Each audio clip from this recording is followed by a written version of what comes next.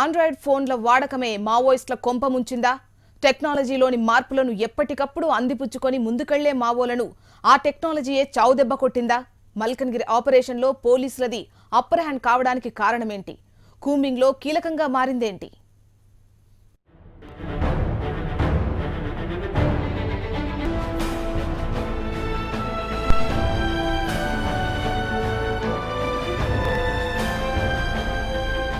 Technology రెండు వైపులా పదునున్న కత్తి లాంటిది. ఏమాత్రం అజాగ్రత్తగా వాడినా ప్రమాదమే. టెక్నాలజీలో వస్తున్న మార్పులను ఎప్పటికప్పుడు అందిపుచ్చుకుంటే దానికొచ్చే రిజల్టే వేరు. ఈ విషయాన్ని బాగా వంటబట్టించుకున్న మావోయిస్టులు టెక్నాలజీని వాడుకోవటంలో చాలా ముందున్నారు. తమ ప్లాన్ను పక్కాగా అమలు చేయటానికి ఎక్కువగా టెక్నాలజీనే నమ్ముకున్నారు.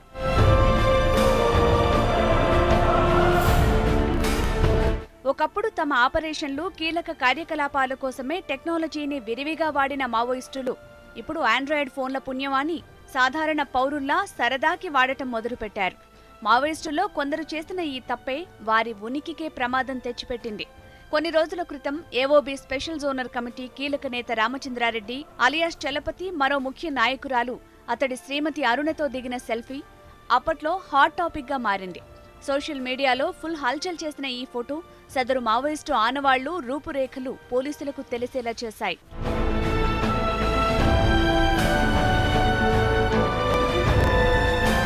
ఇది పక్కన పెడితే గణపతి లాంటి మావోయిస్టు అగ్రనేత ప్రస్తుతం ఎలా ఉన్నారన్న విషయం ఎవ్వరికీ తెలియదు.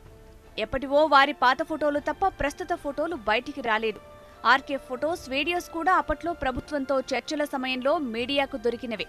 కానీ ఆండ్రాయిడ్ ఫోన్ల పుణ్యమాని కొందరు మావోయిస్టుల ఫోటోస్ బయటికి లీక్ అవటంతో వారిని పోల్చుకోవటం పోలీసులకు ఈజీగా మారింది. ఇది ఒక రకంగా మావోయిస్టుల ఉనికికి ప్రమాదమని చెప్పక తప్పదు.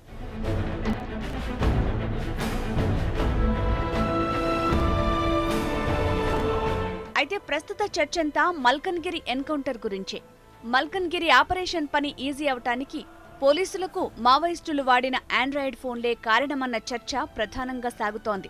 చాలా మంది మావోయిస్టులు ఆండ్రాయిడ్ ఫోన్లనే వాడుతున్నట్లు గుర్తించిన పోలీసులు వాటిని ట్రాక్ చేసి వారి స్థావరాలను గుర్తించగలిగారని విశ్లేషకులు అభిప్రాయపడుతున్నారు. పోలీసులు ఎక్కువగా మావోయిస్టుల నంబర్లు ట్రాక్ చేయడానికి ముందుగా వారితో ఎక్కువగా టచ్లో ఉండే వారి నంబర్లను ట్రాక్ చేస్తున్నారు.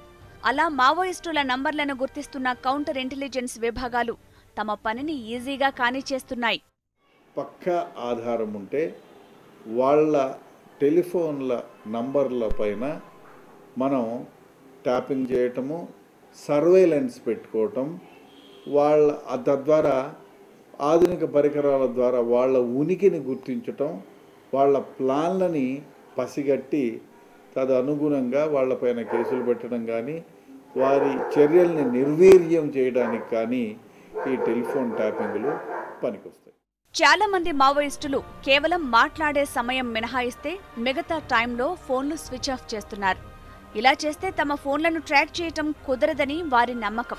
నిజానికి ఆండ్రాయిడ్ ఫోన్లు స్విచ్ ఆఫ్లో ఉన్న జీపీఎస్ సిస్టమ్ ద్వారా ట్రాక్ చేయటం ఈజీ అని చెప్తున్నారు. ఈ ఒక్క పాయింట్ని అనుకూలంగా మార్చుకున్న పోలీస్ ఇంటెలిజెన్స్ వర్గాలు మావోయిస్టుల ఫోన్లను సులువుగా ట్రాక్ చేయగలుగుతున్నాయి. నిజానికి సెల్ ఫోన్ నుంచి బ్యాటరీ పూర్తిగా తీసివేస్తేనే వాటిని ట్రాక్ చేయటం కుదరదని టెక్నాలజీ నిపుణులు చెబుతున్నారు. మావోయిస్టులే కాదు, తీవ్రవాదుల విషయంలో కూడా మనకి ఇలాగ ఛేదించిన సందర్భాలు చాలా మనం గమనించి ఉన్నాం. సో ఖచ్చితంగా ఐసిస్ లాంటి వాళ్ళు కూడా థర్డ్ పార్టీ అంటే వాళ్ళు సొంతంగా అప్లికేషన్స్ తయారు చేసుకుని అవి కూడా ట్రాక్ చేయడం గమనించిన తర్వాత చాలా జాగ్రత్తలు తీసుకుంటూ ఉన్నారు. మనకి ఇన్వెస్టిగేషన్లో ఏదైనా కానీ పాజిబుల్ అన్నదే ఈరోజు మనకు అర్థమవుతోంది. అప్పట్లో కిషన్జీ అలియాస్ మల్లోజుల కోటేశ్వరరావు ఆచూకీ దొరకటానికి ఫోనే కారణమన్న వాదనలున్నాయి. కిషన్జీ లాంటి వారు మీడియాతో, ఛానల్స్లో నిమిషాల తరబడి ఫోన్లో మాట్లాడేవారు. ఇదే ఆయన ఆచూకీ దొరకటానికి కారణమైందన్న అభిప్రాయాలు వ్యక్తమవుతున్నాయి.